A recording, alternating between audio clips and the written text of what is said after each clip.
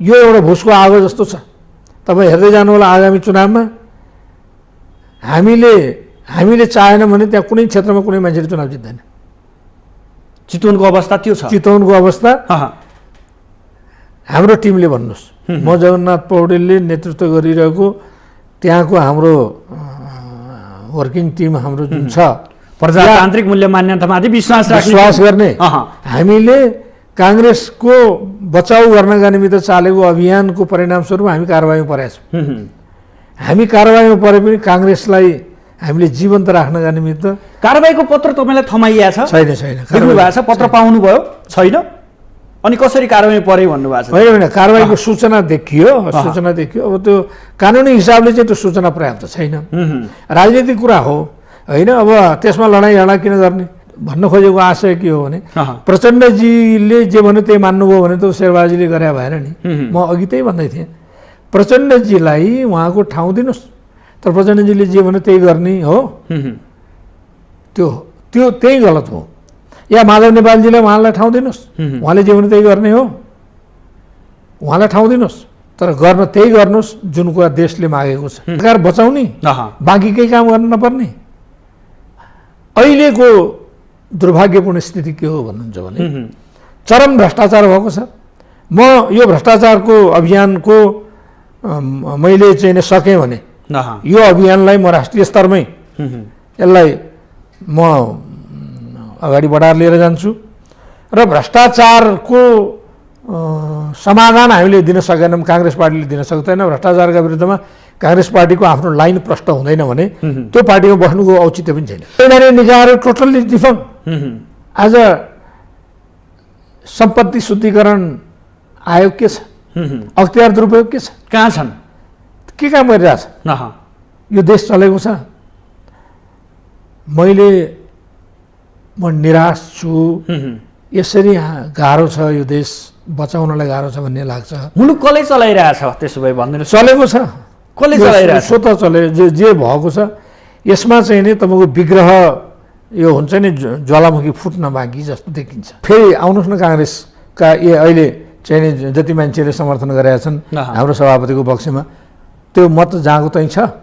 उहाँलाई किन समर्थन गरियो भने उहाँले अब परिवर्तित सन्दर्भमा पार्टीलाई युनाइटेड गरेर लिएर जानुहुन्छ, पार्टीका घोषित नीति र कार्यक्रमलाई कार्यान्वयन गर्नुहुन्छ, भ्रष्टाचारका विरुद्धमा, अनियमितताका विरुद्धमा, कुशासनका विरुद्धमा उहाँका केही गाइडलाइनहरू सहित उहाँका कामहरू हुन्छन् भन्ने आधारमा गरे हो नि। केसम्मको आश्वासन दिएको थियो? होइन, अब आश्वासन पार्टीभित्र राजनीतिक रूपबाट सक्रिय भएको मान्छेलाई दिन सकिने कुरा, उपलब्ध गराउन सकिने कुरा, लिन सकिने सबै सम्भावित कुराहरूको बारेमा छलफल नभए भन्ने होइन। तर फलानै पद यसो उसो भन्ने खालको कुरा पनि होइन। र मैले उहाँहरूलाई म अहिले एउटा चितवनको राजनीतिमा काङ्ग्रेसले आफ्नो अस्मिता जोगाउनका निमित्त यो लडाइँ छेडेको छ र त्यसको अग्रभागमा म छु र काङ्ग्रेसले आफ्नो अस्मिता जोगाउनका निमित्त मलाई जिम्मा लगाएको हुनाले यो बाहेक चितवनको भरतपुर महानगरपालिकाको तात्कालिक परिस्थितिमा मैले चाहिँ त्यो अडान लिएर काङ्ग्रेसको मनोबल कायम राख्ने बाहेक अर्को कुनै विकल्पमा म जान सक्ने स्थिति थिएन। पार्टीले कारबाही गरे मान्छेलाई किन भेट्ने भन्ने पनि केही साथीहरूलाई होला। किनभने तपाईँले त्यो त्यतापट्टि अलि बढी ध्यान दिएर उहाँहरूले जे बाटो उहाँले जे समातेर राख्नु भएको छ त्यो ठिक छ। मेरो कुरा त हाम्रो कुरा त के छ भने हामी पार्टीको केन्द्रीय कार्य समितिको बैठक हामी वेट गरिरहेछौँ। केन्द्रीय कार्य समितिले के गर्छ, हाम्रा बारेमा के गर्छ, चितवनका बारेमा के गर्छ, समग्र राष्ट्रिय राजनीतिमा अहिले देखिएका चुनौतीहरूको बारेमा के गर्छ, सारा शक्ति गएर चाहिँ तपाईँको केमा गठबन्धनमा, र त्यो गठबन्धनले के गर्ने भने केही सीमित मान्छेहरूको स्वार्थपूर्तिको औजार बन्ने र देशमा देखिएका भयानक ठुला सङ्कटहरू। मैले यो तपाईँले यसलाई अनुपयुक्त नभन्नु होला, म तपाईँलाई तपाईँको यो लोकप्रिय टिभी मार्फत आम सर्वसाधारण समक्षमा क्षमा पनि माग्न चाहन्छु। तर यस किसिमको दुर्गति देशको हुँदै गयो, महँगी बढ्दै जाने, आम मान्छेले कुनै उपचार नपाउने होइन, सडकमा एक थरी मान्छेहरू चाहिँ सडकमा अलपत्र परिरहने, एक थरी मान्छे सुविधाभोगी भइरहने अहिले देशमा के स्थिति छ। 25-30 अरब रुपियाँको त कहीँ रेकर्ड नै छैन भन्ने सुनिन्छ। न त्यो चाहिँ ब्याङ्कमा छ, न त्यो कहीँ लगानी। देशको अवस्था त निकै दर्दनाक भइसकेको छ, के हो नाजुक भइसकेको छ। म बताउँछु। यसले के हामीलाई कहाँ लान सक्छ भने आउँदो वर्षदेखि 2 वर्षमा चाहिँ तपाईँको सडकबाट मान्छे नेताको घर ताकेर विद्रोहमा उत्रिने स्थिति बन्न सक्छ। आदरणीय दर्शकवृन्द नमस्कार। आजको सन्दर्भ कार्यक्रममा यहाँहरूलाई हार्दिक स्वागत छ। म सुदर्शन आचार्य। दर्शकवृन्द, आजको सन्दर्भमा आज हामीसँग हुनुहुन्छ राजनीतिज्ञ जगन्नाथ पौडेल। उहाँसँग समग्रमा आज हामी नेपालको राजनीतिक अवस्थादेखि व्यवस्थासम्मका कुराकानी गर्नेछौँ। विशेष गरी उहाँ लामो समयसम्म नेपाली कङ्ग्रेसको एउटा सच्चा सिपाहीको रूपमा आफूलाई अगाडि सार्नुभयो।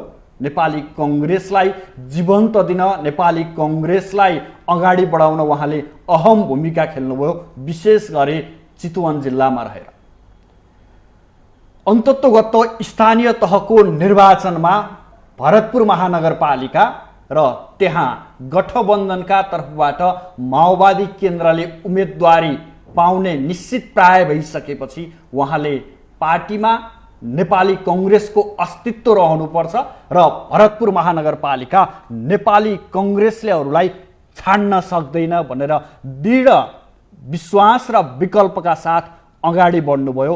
यद्यपि उहाँ पार्टीको कारबाहीमा समेत पर्नुभयो, तर उहाँले नेपाली कङ्ग्रेस र बिपीको विचारलाई मर्न नदिने भन्दै स्वतन्त्र रूपमा अगाडि बढ्नुभयो र स्वतन्त्र उम्मेदवार हुँदै गर्दा उहाँ पराजित पनि हुनुभयो। यसले के देखाउँछ भने उहाँ बिपीको सच्चा अनुयायी हो। नेपाली कङ्ग्रेसलाई जीवन दिनुपर्छ र नेपाली कङ्ग्रेसले अन्य कम्युनिस्ट घटकहरूसँग तालमेल गरेर सदैव हिँड्न सक्दैनन् भन्ने एउटा दृढ अठोट बोकेका पौडेल अन्ततोगत स्वतन्त्रमा परिणत हुनुभयो र स्वतन्त्र अभियानले आयोजना गरेको काठमाडौँ भेलामा उहाँ सहभागी हुनुभयो। के पौडेल अब नेपाली कङ्ग्रेस परित्याग गर्नुभएकै हो? उहाँले राष्ट्रिय राजनीति र समग्र नेपाली कङ्ग्रेसको वर्तमान नेतृत्वलाई कसरी विश्लेषण गर्नुभएको छ? आज हामी यो मूल विषयका रूपमा उठान गर्नेछौँ। लगायत स्वतन्त्रको आकर्षण र पछिल्लो नेपालको राजनीतिक अवस्था कस्तो छ भन्ने विषयमा पनि आज हामी उहाँसँग जान्ने प्रयास गर्नेछौँ। आउनुहोस् आजका अतिथिलाई स्वागत गरौँ। स्वागत छ यहाँलाई माउन्टेन टेलिभिजनमा। धेरै धेरै धन्यवाद सुदर्शनजी। नमस्कार। सुरुमा यहाँलाई प्रश्न,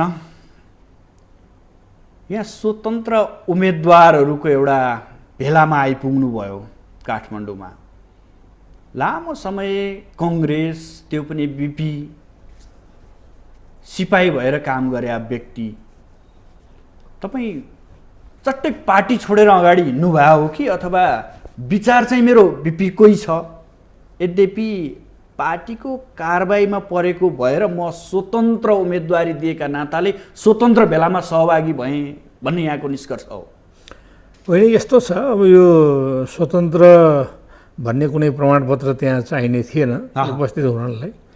अब यहाँका साथीहरूले, आयोजकले जोड गर्नुभयो, धेरै पटक भन्नुभयो आउनुहोस् आउनुहोस्, काठमाडौँले कसरी चुनावलाई हेरेको छ, आगामी चुनावको सम्बन्धमा चाहिँ यहाँ विविध तहका मान्छेहरू, विभिन्न उमेर समूहका मान्छेहरूको पनि जमघट हुन्छ। त्यसो भएको हुनाले तपाईँ यहाँ आएर तपाईँले आफ्ना कुरा राखिदिनु भयो भने बेसै हुन्छ, राम्रै हुन्छ। यहाँ आउँदाखेरि चाहिँ तपाईँलाई क्षति हुँदैन भनेर भन्नुभयो भने मैले भने ठिकै छ त्यसो भए म आउँछु भनेर हतारमा साथीहरूको जोडबल भएको हुनाले म आएँ। मैले हेरेँ त्यहाँ साथीहरूको चाहिँ नै चहल पहल पनि हेरियो। धेरै नयाँ साथीहरू, हामीले नचिनेका साथीहरू, मेची महाकालीबाट जुटेका साथीहरू हुनुहुन्थ्यो। उहाँहरूलाई चाहिँ मेरो एउटा सल्लाह उहाँलाई के थियो भने अब स्वतन्त्र भएर उठ्ने कुराले राजनीतिलाई अलिकति तताउला, चुनावी सरगर्मी अब सुरु भयो भन्ने सङ्केत पनि गर्ला। तर स्वतन्त्र व्यक्तिहरूले चुनाव लडेर, स्वतन्त्र व्यक्तिहरूले नै चुनाव जितेर अहिलेको राज्यको संरचनालाई सत्तालाई अझ खास गरेर सरकार निर्माण गर्नका निमित्त यो यो यो तयारीले यो तरिकाबाट हुँदैन। तपाईँहरूले चाहिँ नि कोर्स चेन्ज गर्नुपर्छ र पार्टीहरूलाई नै बाटो बिराएका छन् भने नेतृत्व ठिक छैन भने नेतृत्व बदल्ने, पार्टीले बाटो बिराएको छ भने पार्टीलाई ठिक ठाउँमा राख्ने, या ठिक छ पार्टी के अरे अहिले तपाईँले देखेका बुझेका अनुभव गरेका मान्छेहरूबाट देश चल्दैन भन्ने लाग्छ भने नयाँ पार्टी बनाएर पनि हिँड्न हुन्छ। किनभने दलीय व्यवस्थामा पार्टीहरू चाहिँ नि पुरानै हुनुपर्छ भन्ने छैन। हामीले युरोपमा, स्क्यान्डिनेभियन धेरै मुलुकहरूमा र चाहिँ नि अहिले काठमाडौँ महानगरपालिकाकै पनि चुनाव नेपालमा पनि अब व्यक्तिको आकर्षण बढेको छ, व्यक्तिको व्यक्तित्वले राजनीतिलाई प्रभावित पारेको छ भन्ने कुराको त उदाहरण यहीँ पनि छ। तर पार्टीहरू पुराना नभइकन नयाँ नयाँ पार्टीले नेतृत्व सम्हालेका कयौँ उदाहरणहरू छन्। त्यसो भएको हुनाले एउटा सङ्गठित शक्तिलाई हामीले प्रयोग गर्ने हो भने पार्टी नै उपयुक्त हो, पार्टीको विकल्प व्यक्ति हुन सक्दैन। यो सुझाव मैले दिएँ र म निस्किया हो। एउटा समूह सङ्गठन बनाउन पाइन्छ तर पार्टीको विकल्प रहन सक्दैन, पार्टीको विकल्प पार्टी नै हो भन्ने हिसाबले यहाँले धारणा राख्नु। पार्टीको अब हामीले दलीय व्यवस्थालाई आत्मसात गरेका छौँ र त्यो दलीय व्यवस्थाको कुरा के हो भने एउटा उद्देश्यसहित दलहरूको निर्माण हुन्छ, तिनीहरूको आफ्नो घोषणा हुन्छ, आफ्नो कार्ययोजना हुन्छ, आफ्नो सैद्धान्तिक वैचारिक अवधारणा हुन्छ, अनि त्यसमा सङ्गठित हुँदै जाने एउटा ठुलो समूहले सत्तामा बेदखल गर्न सक्ने, सत्तामा प्राप्त गर्न सक्ने सम्भावना हुन्छ। त्यसो भएको हुनाले हामीले अभ्यास गरिरहेको प्रणाली अन्तर्गत हामीले राम्रा मान्छेहरू जुटाएर पार्टी बनाएर यो रूपान्तरण गरे पनि हुन्छ नि। त्यो चाहिँ तरिका चाहिँ ठिक हुन्छ होला। स्वतन्त्र व्यक्तिले मात्रै हुने त्यस्तो मलाई लाग्दैन। उसमा यहाँले खासै औचित्य देख्नु भएन। व्यक्ति ठिक होला, उसले निर्वाचन क्षेत्रमा कुनै निर्वाचन क्षेत्रबाट निर्वाचन जित्ला, यद्यपि यो व्यवस्था र समग्रमा दलीय व्यवस्थालाई नै हामी अँगालेर जानुपर्छ। दलीय व्यवस्थालाई चुनौती दिने ताकत राख्दैन यो तयारीले, यो किसिमको चाहिँ उपस्थितिले दलको ठाउँ लिँदैन, दलीय व्यवस्थालाई चाहिँ चुनौती दिन पनि सक्दैन र दल बनाएर त्यसले आफ्नो घोषित नीति र कार्यक्रम बनाएर अगाडि बढ्नु भयो भने अहिले तपाईँको नहोला, आउँदो 5 वर्षपछि 10 वर्षपछि बरु त्यो सम्भावना म देख्छु। व्यक्तिले गरेर खासै केही हुन्छ जस्तो लाग्दैन भन्ने मेरो मान्यता थियो। उसमा तपाईँको सहभागिता किन नितान्त आग्रहमा मात्रै यहाँ सहभागी हुनुभयो अथवा यहाँले आफ्नो पुरानो पार्टी नेपाली कङ्ग्रेसलाई अब जीवन्त रूपमा छोडेर अब स्वतन्त्र यही समूहमा मिसिन्छु भनेर तपाईँ राजधानी आउनुभयो? ए होइन, त्यस्तो होइन। मैले यहाँ आयोजकलाई चिने पनि होइन, खालि मलाई चाहिँ नि त्यहाँ उम्मेदवार अब यस्तो भयो नि त, तपाईँहरूले मिडियाले भरतपुरको चुनावलाई चाहिँ नि प्राथमिकतामा राख्नुभयो र मेरो मिडियाका साथीहरूसँग आम्ने सामने भएर विचार विमर्श भयो र भरतपुर एउटा एक हिसाबले चाहिँ नि त्यो अहिलेको गएको स्थानीय निर्वाचनको केन्द्र बनेर रहेको हुनाले अब देशभरिका मान्छेहरूले त्यसले उत्पन्न गरेको तरङ्ग, त्यसले सिर्जना गरेको चाहिँ नि वेभ भनौँ न होइन, त्यो चाहिँ नि सबैले फिल गरे हुनाले अनि मेरो विचार पनि सुन्ने इच्छा पनि भयो होला। त्यसकारणले त्यो हिसाबले पनि बोलायो।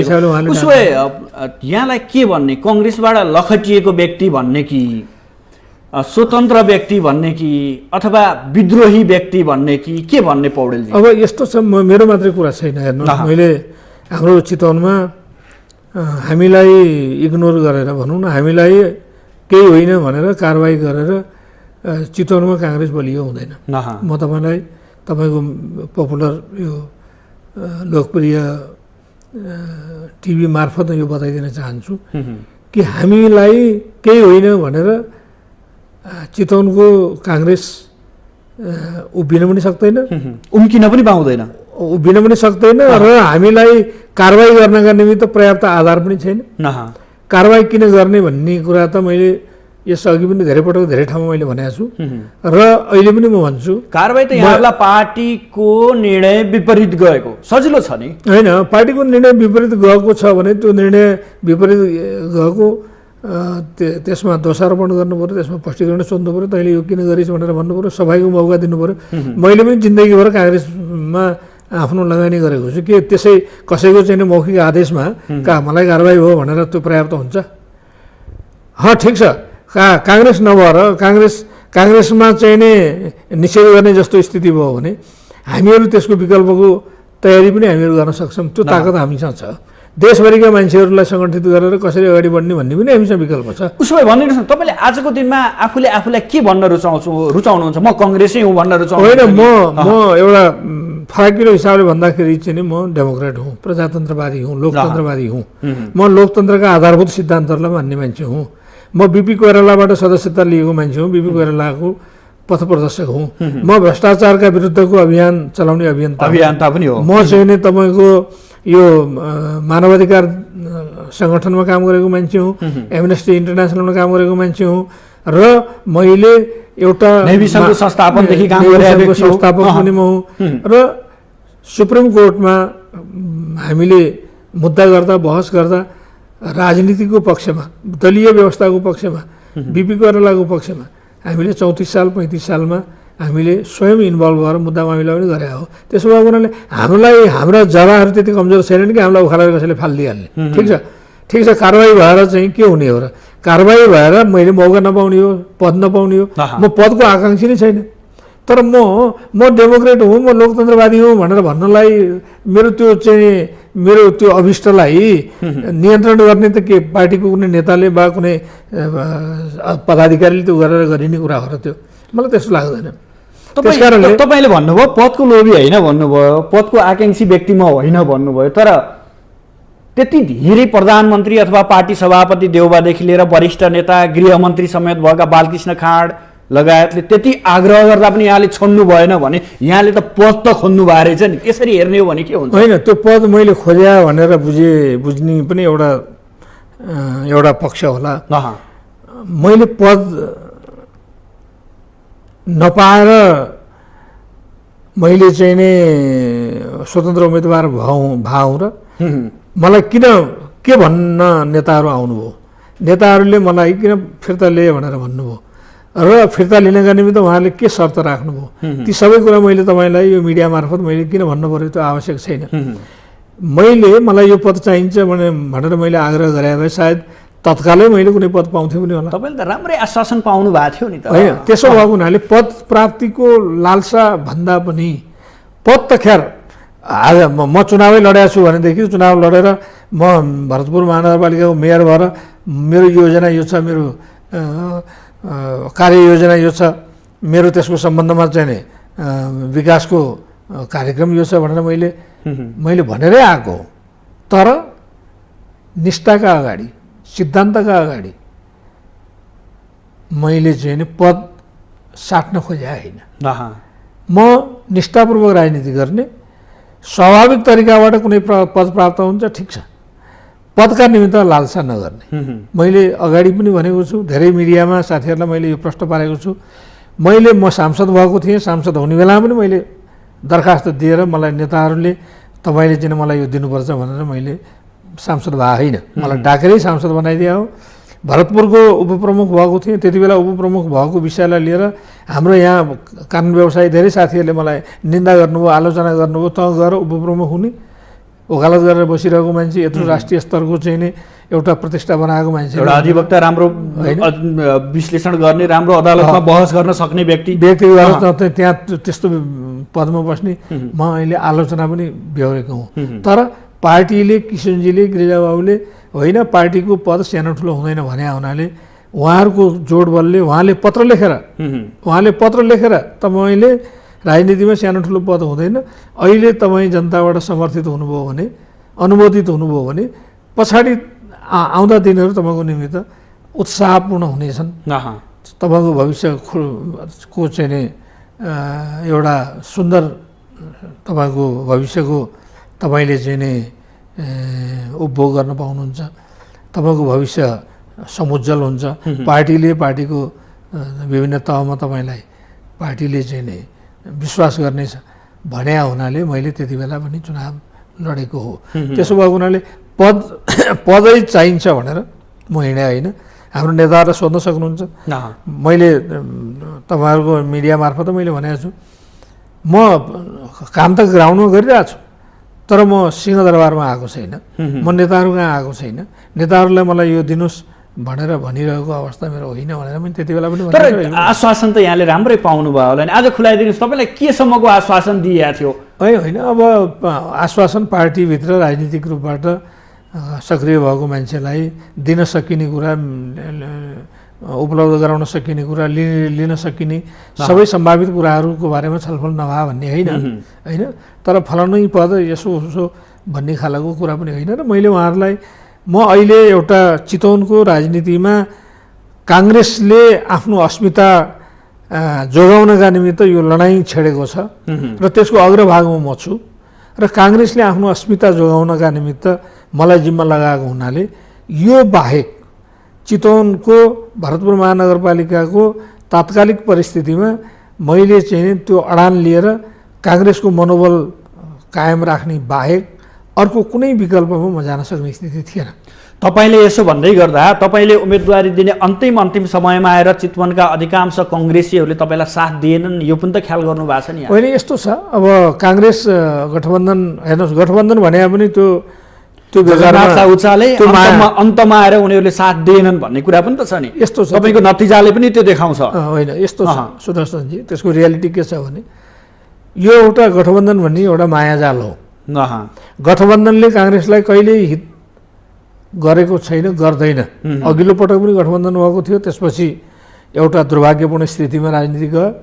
अहिले पनि गठबन्धन भएर चितवन काङ्ग्रेसलाई राम्रो गरेको छैन, यो एउटा सत्य हो।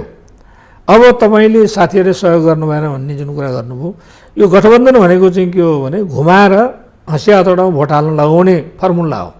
काङ्ग्रेसलाई हँसिया हतौडामा भोट हाल भनेर भन्यो भने मान्दैन। गठबन्धनमा लाग्नुपर्छ साथी भन्यो भने मान्छे अल्मलिन्छ। त्यो गठबन्धनमा लाग्ने भनेर भनेको हुनाले गठबन्धनको मायाजालमा साथीहरू पर्नुभयो। साथीहरूलाई कति बेला लोभ लालचा पनि भयो, प्रलोभन पनि भयो। तपाईँको पछिल्लो 48 घन्टामा त यत्रो ठुलो परिवर्तन भयो कि गाडीमा चाहिँ नै तपाईँको साधन स्रोत लिएर गाउँमा साथीहरूले निषेधित क्षेत्रमा साथीहरू जानुभयो, होइन निषेधित समयमा साथीहरू जानुभयो, काङ्ग्रेसकै मान्छे जानुभयो। काङ्ग्रेसको चाहिँ नि प्रतिष्ठालाई दाउमा राखेर साथीहरू जानुभयो र मलाई रोक्नका निम्ति प्रयत्न गर्नुभयो। अब तपाईँसँग किन उभिन सकेनन्, दह्रो खुट्टा टेक्न सकेनन् चितवनका कङ्ग्रेसीहरू, यो पनि भन्दैन? होइन, चितवनका काङ्ग्रेसले अब सुन्नुहोस्, 15,000 मत मेरो आएको छ, 15-16,000 मत मेरो बज्र भएको छ, 25-30,000 मत चितवनमा। एक हप्ता 8 दिन 9 दिनको बिचमा 15,000 मत भ्यालिडै छ। मेरो चिन्ह चाहिँ 27 नम्बर 28 नम्बरमा छ। मेरो चिन्हको साथमा उम्मेदवारै नभएको रुख चिन्हको पनि मेयरको त्यहाँ राखेको छ। रुख चिन्हमा पनि हाल्ने, भुइँगटरमा पनि हाल्ने 15-16,000 मान्छेहरूको मत बज्र भएको छ।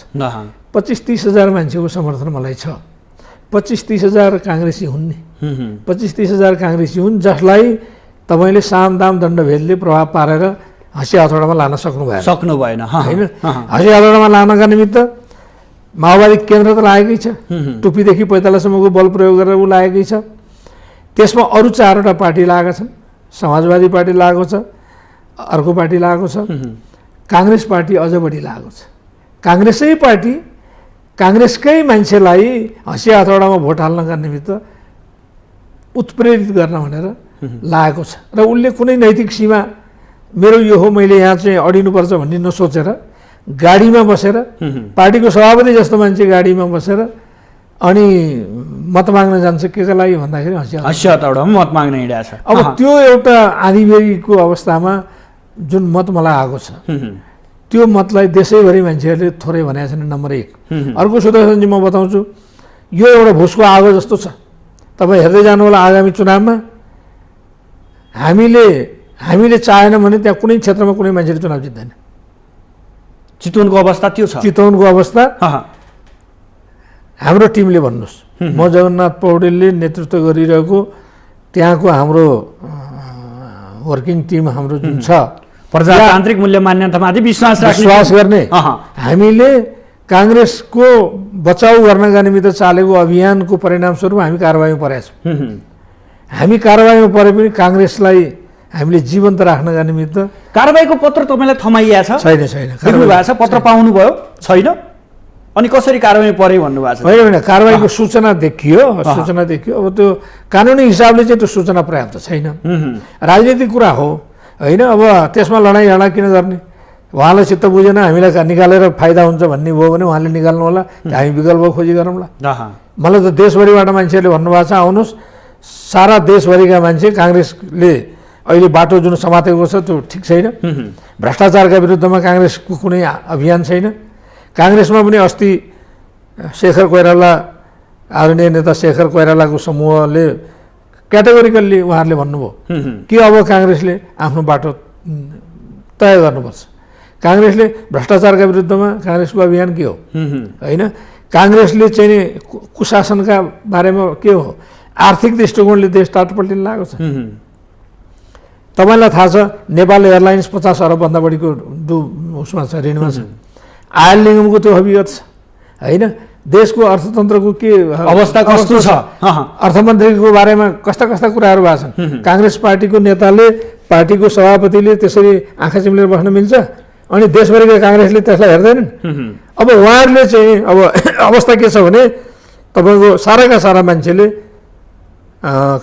पार्टीलाई सच्चिनका निमित्त प्रयास गर्ने, भएन भनेदेखि चाहिँ पार्टीमा जुन अल्पमत भनेर अहिले भनिएको छ शेखर कोइरालाको समूहले देशभरि अभियान चलाएर काङ्ग्रेस पार्टीलाई एउटा शुद्धिकरणतर्फ लिएर जानुपर्ने परिस्थिति पनि। यहाँले प्रसङ्ग जोडिहाल्नुभयो। शेखर कोइराला पक्षको जुन अभियान छ, उहाँहरू जुन समूहको बैठक बस्यो 2 दिनसम्म चल्यो, त्यो समूहले पक्कै पनि आफ्नो नेतृत्वलाई, सभापतिलाई दबाब दिने र यो एजेन्डामा अगाडि बढ्नुपर्छ भन्ने किसिमका विभिन्न कुराहरू तय गर्दै गर्दा त्यो पक्षबाट यहाँलाई फोन सम्पर्क अथवा भेटघाट गर्ने कुनै रणनीति बनेन? होइन, मसँग कुनै रणनीति छैन। यहाँ कस्तो छ तपाईँलाई यो पनि मनोवैज्ञानिक कुरा म भन्न सक्छु।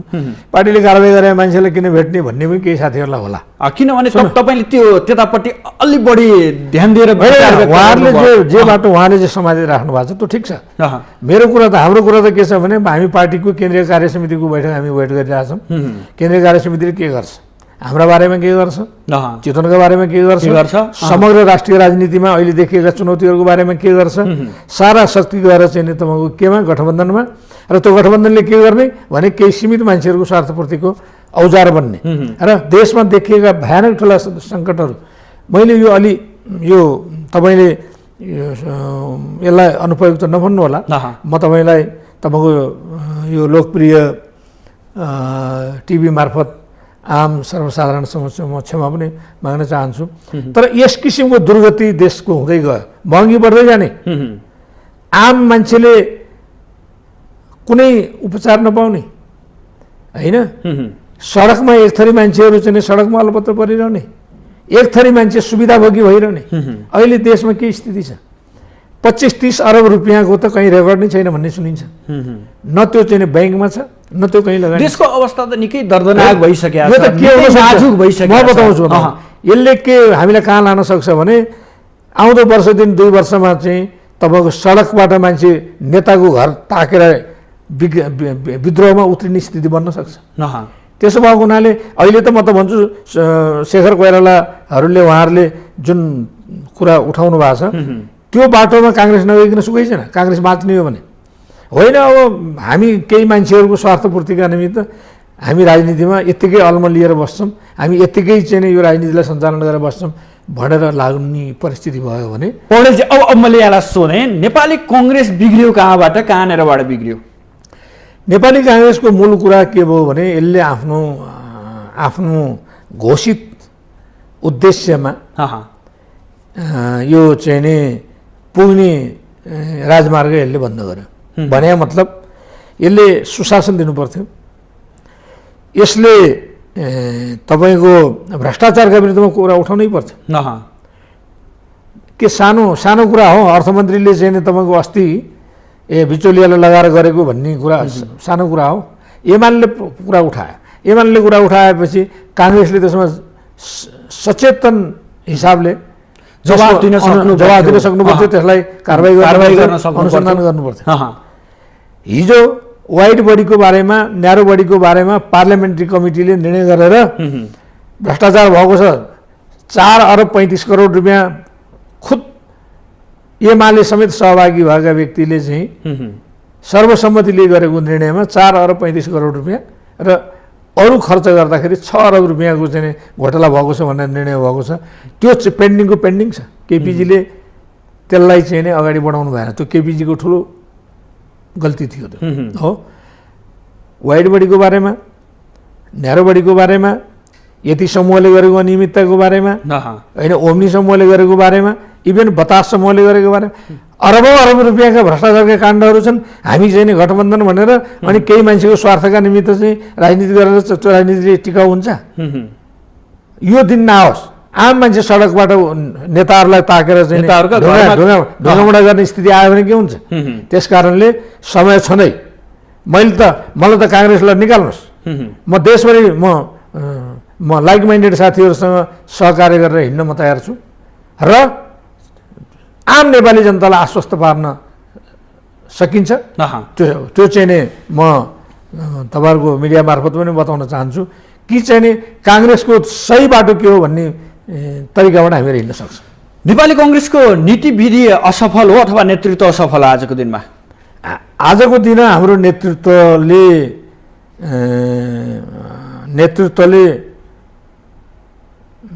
ठिक बाटो समात्न सकेका छैन। अब त्यसो भन्ने हो भने 14औं महाधिवेशनबाट त्यो भारी मत प्राप्त गर्नुभएका वर्तमान सभापति शेरबहादुर देउवालाई असफल कसरी भन्ने? होइन, असफल त कामको परिणामले बताउने हो। हामीलाई व्यक्तिगत रूपमा के छ र? उहाँ प्रधानमन्त्री हुनुभयो, हामीलाई खुसी नै भयो हो। प्रधानमन्त्री हुनु मात्रै खुसी, केही मान्छे मन्त्री हुनु मात्रै खुसी, अनि समस्या जहाँको त्यहीँ रहने। आज मलको खादको आज 3 वर्ष 4 वर्षदेखि घनश्याम कङ्ग्रेसका कार्यकर्ताले पत्याएको व्यक्ति त शेरबहादुर होइन। कार्यकर्ताको मत हेर्दाखेरि कार्यकर्ताले पत्याएको हुनाले सर्वकालीन रूपमा त्यो म्यान्डेट रहिरहँदैन नि। ल यो हाम्रो बालेनलाई काठमाडौँका जनताले पत्याए त अस्ति चाहिँ सडकमा मकै पोल्नेलाई चाहिँ लखाटेकोबाट मान्छेले आफ्नो मत कतातिर डाइभर्ट बदल्ने मत परिवर्तन गर्ने परिस्थिति आएन। एउटा घटनाबाट नेताको परिचय हुन्छ। तपाईँ हो बेलायतको प्राइम मिनिस्टरको जनसनले कोभिडको बेलामा एउटा पर्सनल सानो सेरेमनी गरे भन्ने आधारमा चाहिँ त्यत्रो हो हल्ला हङ्गामा भयो। त्यसका बारेमा उनले पार्लियामेन्टमा चाहिँ म्यान्डेट लिनु पर्यो नि। ल फेरि आउनुहोस् न, काङ्ग्रेसका अहिले चाहिँ नि जति मान्छेले समर्थन गरेका छन् हाम्रो सभापतिको पक्षमा, त्यो मत जहाँको त्यहीँ छ। उहाँलाई किन समर्थन गरियो भने उहाँले अब परिवर्तित सन्दर्भमा पार्टीलाई युनाइटेड गरेर लिएर जानुहुन्छ, पार्टीका घोषित नीति र कार्यक्रमलाई कार्यान्वयन गर्नुहुन्छ, भ्रष्टाचारका विरुद्धमा, अनियमितताका विरुद्धमा, कुशासनका विरुद्धमा उहाँका केही गाइडलाइनहरू सहित उहाँका कामहरू हुन्छन् भन्ने आधारमा गरे हो नि। देशलाई अस्तव्यस्त छोड्ने, भ्रष्टाचार भएको भई होइन, दुराचार भएको भई, बलात्कार भएको भई, महँगी बढेको बढे, अनि केही मुठ्ठीभर मान्छेको स्वार्थका निमित्त मात्र राजनीति हो भन्ने हिसाबले चाहिँ राजनीतिलाई परिभाषित गर्न खोजियो भने त दुर्भाग्य। यहाँहरूले देउवालाई नचिन्नु भएको रहेछ होइन अघिसम्म? होइन, उहाँ सालाखाला एभरेजमा उहाँ शिष्ट हुनुहुन्छ, भद्र हुनुहुन्छ। मलाई पर्सनल व्यक्तिगत हिसाबले मलाई उहाँ मन पनि पर्छ। तर उहाँले जुन पार्टी सञ्चालन गर्ने तौर तरिका, मुलुक सञ्चालन गर्ने तौर तरिका होइन, त्यो अब त्यो चाहिँ नि मलाई लाग्छ त्यसमा उहाँले सुधार गर्नुपर्छ भन्ने लाग्छ र सुधार हुनुपर्थ्यो। यदि त्यो सुधार भएन भने उहाँसँग भिन्न मत राखेर हिँड्ने साथीहरूले आफ्नो बाटो समातेर अगाडि हिँड्नुपर्छ र काङ्ग्रेसलाई ग्याल्भनाइज गर्नुपर्छ र काङ्ग्रेसको चाहिँ नि काङ्ग्रेसले अब कतै यहाँको मनसाय फेरि काङ्ग्रेस फुट्नुपर्छ, विभाजन हुनुपर्छ भन्ने त होइन नि। होइन, काङ्ग्रेस फुट्न त किन फुट्ने? काङ्ग्रेस फुट्ने कुरा गरे होइन, तर काङ्ग्रेसले चाहिँ नि बाटो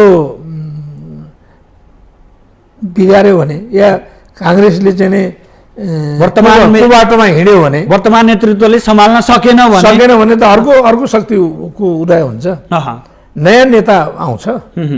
त्यो कहाँ त्यो राजनीति सम्भावना देख्नु भएको छ नेपाली कङ्ग्रेसमा नयाँ जेनेरेसनले विद्रोह गरेर नेतृत्वलाई सम्हाल्ला भन्ने यहाँलाई लाग्छ? होइन अब पार्टीले मलाई के गर्ला भनेर बस्ने बेला छैन।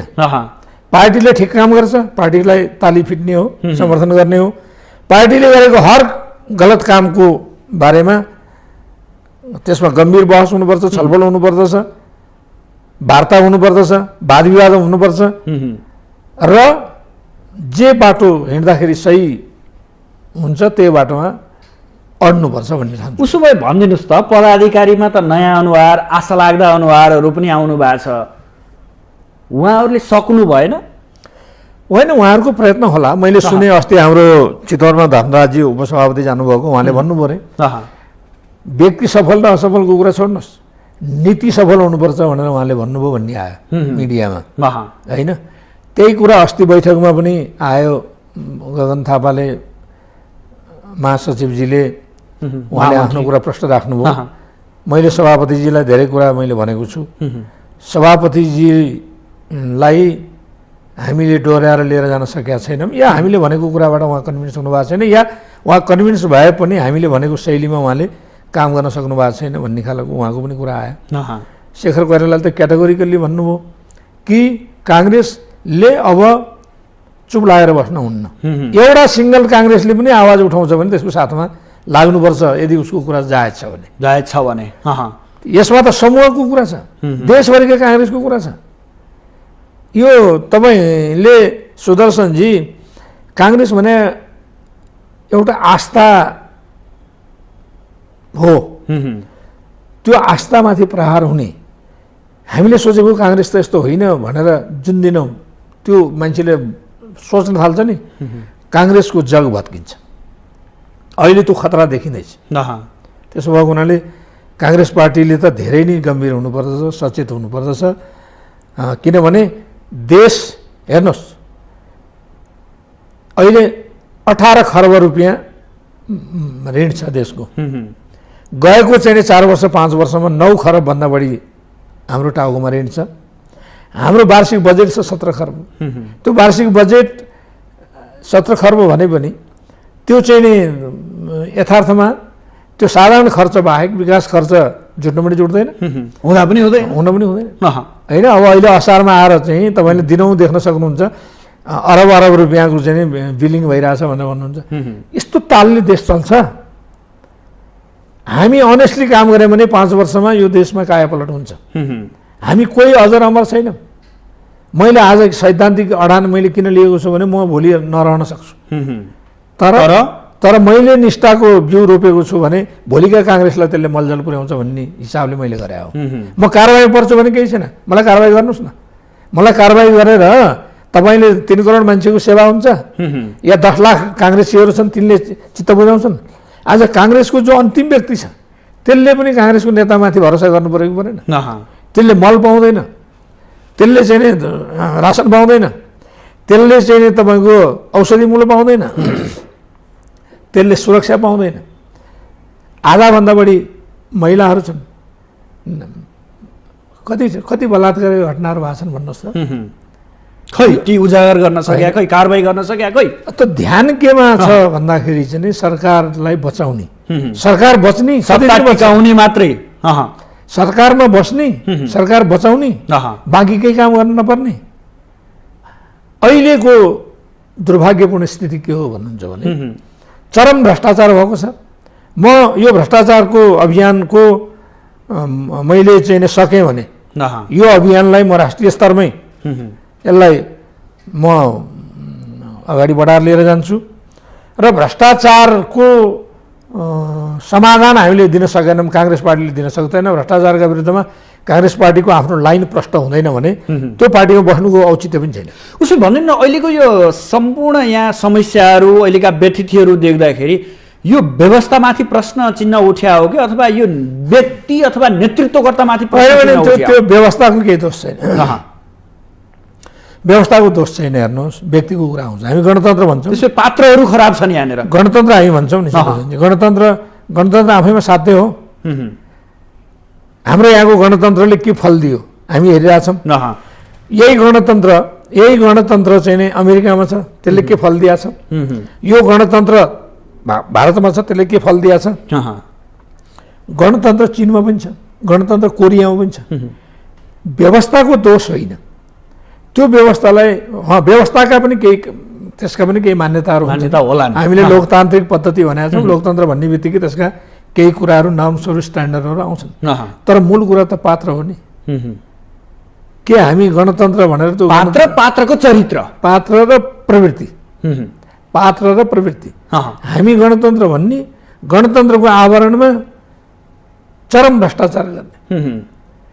भ्रष्टाचार गर्ने, अकुत सम्पत्ति जम्मा गर्ने, होइन, पुस्ताका निमित्त चाहिँ बन्दोबस्त गर्ने। अनि त्यो गणतन्त्र चाहिँ नि त यो हाम्रो निमित्त गणतन्त्र त्यो हो, यो गणतन्त्र हामीले खोज्या हो, होइन। त्यस कारणले गणतन्त्र आएको छ ठिक छ, तर यो गणतन्त्रमा हाम्रा नेताहरूको जुन छ, अब हेर्नुहोस् कस्तो छ भने पार्लियामेन्ट छ, ब्याङ्कमा पैसा छैन। अहिले प्रदेशमा 753 त सरकार 753 त चाहिँ नि यो लाभको पदमा बस्ने मान्छेहरू नै छन्।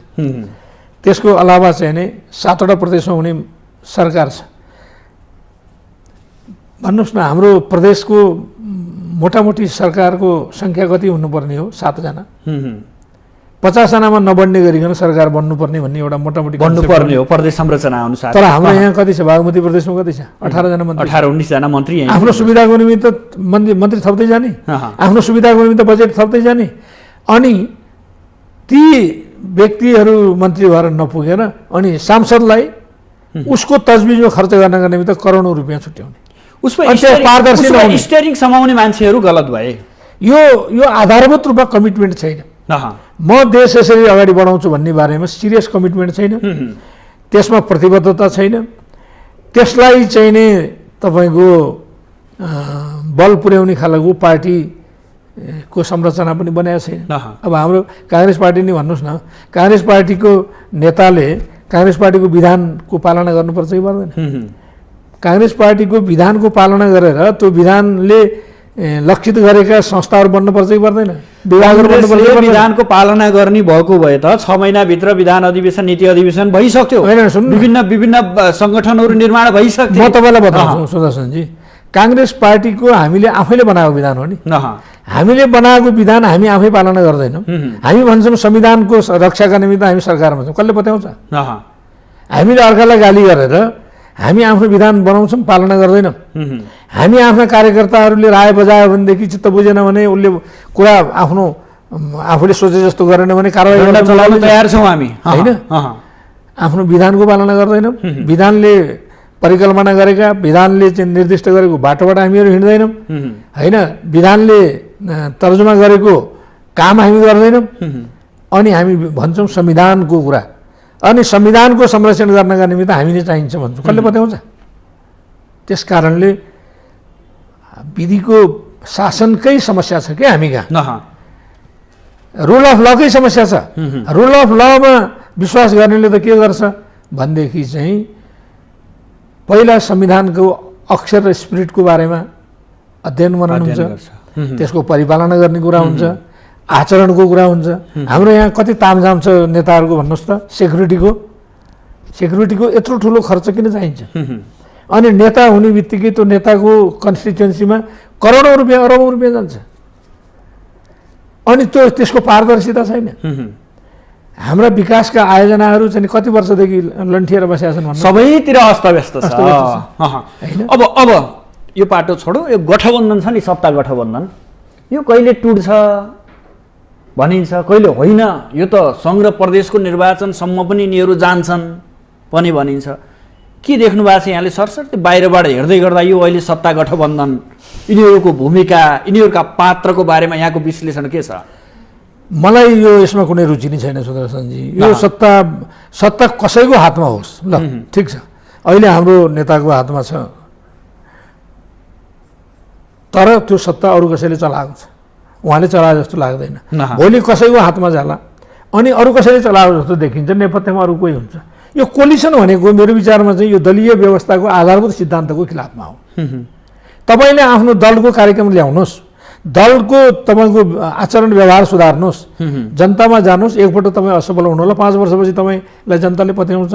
आज किन गठबन्धन हुनु परेको छ भने हामीले बहुमत ल्याउन सक्दैनौँ।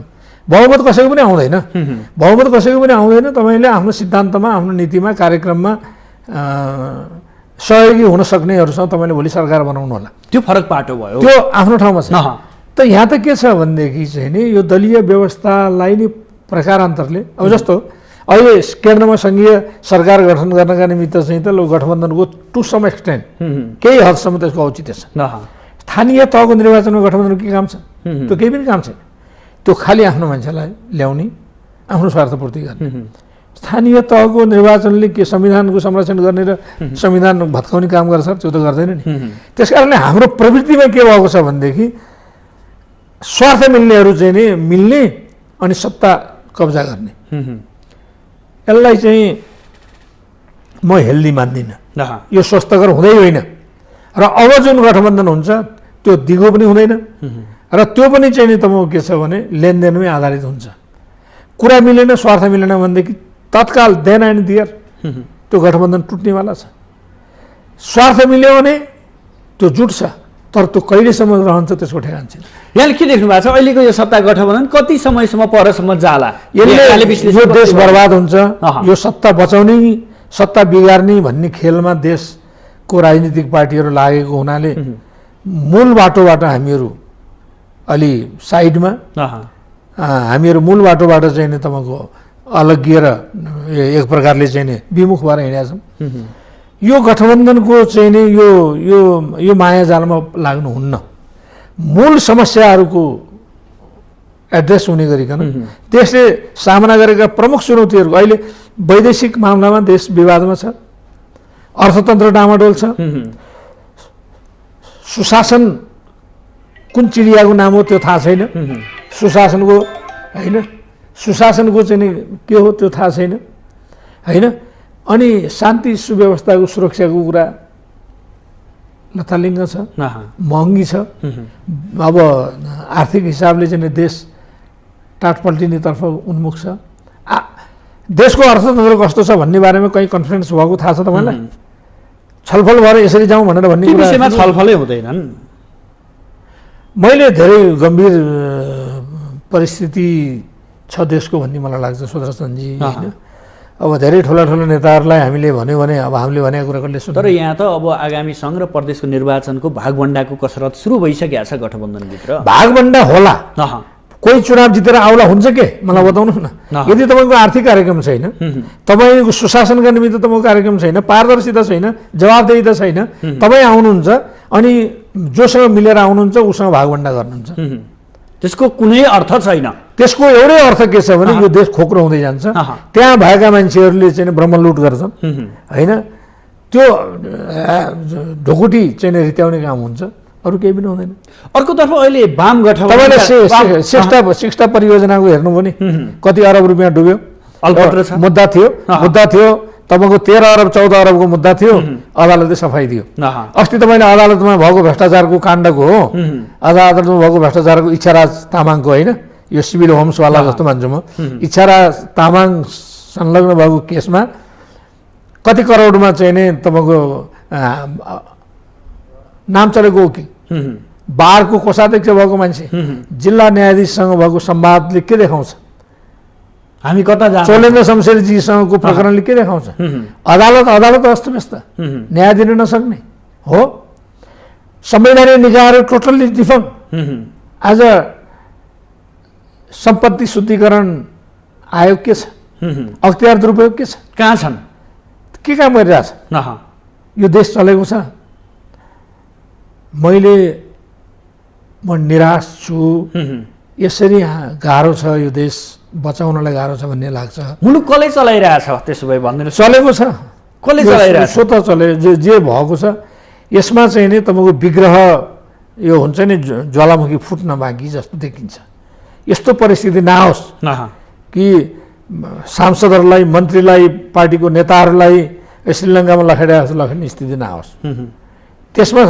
त्यसका निमित्त सचेत हुनु पर्यो, त्यसका निमित्त राजनीतिले बाटो समात्नु पर्यो, करेक्सन भएर जानु पर्यो, जनताले बोलेका कुरा सुन्नु पर्यो। हामी जस्ता मान्छेले बोलेको कुरा पनि यसमा केही सत्यता छ कि भनेर छानबिन गर्नु पर्यो। त्यसको लागि नेपाली काङ्ग्रेस नै सचिनु पर्ने हो त उसो भए? नेपाली काङ्ग्रेस अब उसको हातमा डाडु पनि यो छ। नेपाली काङ्ग्रेसले अहिले हाम्रो सभापतिले चाहनुभयो भने देशमा धेरै कुरा हुन्छ।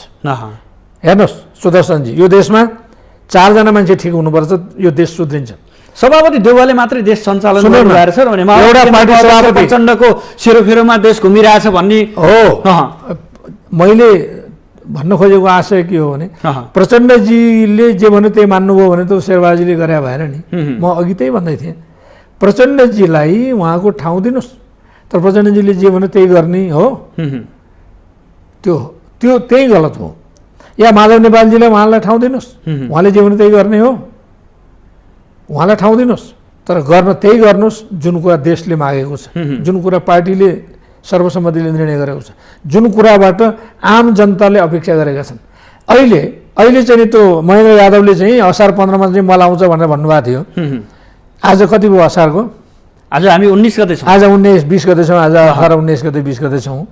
खोइ मलाई आएको के भन्छ, अब यो इन्डियामा यसो भएको हुनाले चाहिँ होइन, यो समस्या भएको विश्व बजारमा मूल्य बढेको छ, त्यो भएर हाम्रा होइन बिचौलिया व्यापारीहरूले ल्याउन सकेनन् भनेर जवाफ दिइरहनु भएको छ। कुनै जवाफदेही छैन। मन्त्रीले चाहिँ अस्ति मन्त्रीहरूको काम कारवाही देखिहाल्नु भयो। मन्त्री नियन्त्रणमा छैनन् होइन। मन्त्री बोल्ने ती अभिव्यक्ति कस्ता छन् होइन। प्रधानमन्त्रीले त यो सब कुरा सम्हाल्नु पर्ने हो।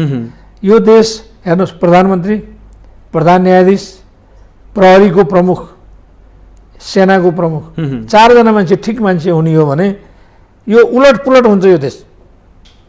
मात्र 4 जना मान्छे ठिक हुनु पर्यो। ती 4 जना मान्छेले चालेको कदमले एउटा भाइब्रेसन क्रिएट गर्नु पर्यो माथिदेखि तलसम्म, र इमान प्रदर्शन गर्ने गरिकन काम हुनु पर्यो। यो देशले निकास पाउँछ। होइन यी 4 जना मान्छेको 24 घण्टा ध्यान आफू केन्द्रित हुने मलाई चाहियो, व्यक्ति केन्द्रित हुने, मेरो मान्छेलाई चाहियो, मेरो छोरीलाई चाहियो, मेरो बुहारीलाई चाहियो, मेरो भाइलाई चाहियो, भतिजालाई चाहियो भन्ने भयो भने देश सम्हालिँदैन। हस्, आइदिनु भयो, आफ्नो महत्त्वपूर्ण समय र महत्त्वपूर्ण विचार अभिव्यक्त गरिदिनु भयो, यहाँलाई विशेष आभार। धेरै धेरै धन्यवाद छ, नमस्कार छ, जय नेपाल छ। दर्शक महानुभावहरूले मेरो कुरा सुन्नुभएको छ, म उहाँहरूप्रति आभार व्यक्त गर्न चाहन्छु। दर्शकबिन, उहाँ हुनुहुन्थ्यो राजनीतिज्ञ जगन्नाथ पौडेल, जो लामो समयसम्म नेपाली काङ्ग्रेस र बिपीको विचारलाई पछ्याउँदै सच्चा सिपाहीको रूपमा आफूलाई उभ्याउनु भएको थियो। यद्यपि उहाँलाई अहिले पार्टीले कारबाही गरेको छ र उहाँ भरतपुर महानगरपालिकामा स्वतन्त्र उम्मेदवार हुँदै पराजित हुनुभएको छ र उहाँले समग्र यो राष्ट्रिय राजनीतिलाई कसरी हेरिरहनु भएको छ, स्वयं कारबाही भोग्न तयार भएको पार्टीलाई कसरी हेरिरहनु भएको छ, यो व्यवस्था र यो अवस्थामा उहाँको भनाइ के छ, यो विषयमा विषय केन्द्रित रहेर बहस गऱ्यौँ। भोलि फरक विषयवस्तु र फरक अतिथिका साथ उपस्थित हुनेछु। आजलाई भने बिदा दिनुहोस्। नमस्कार।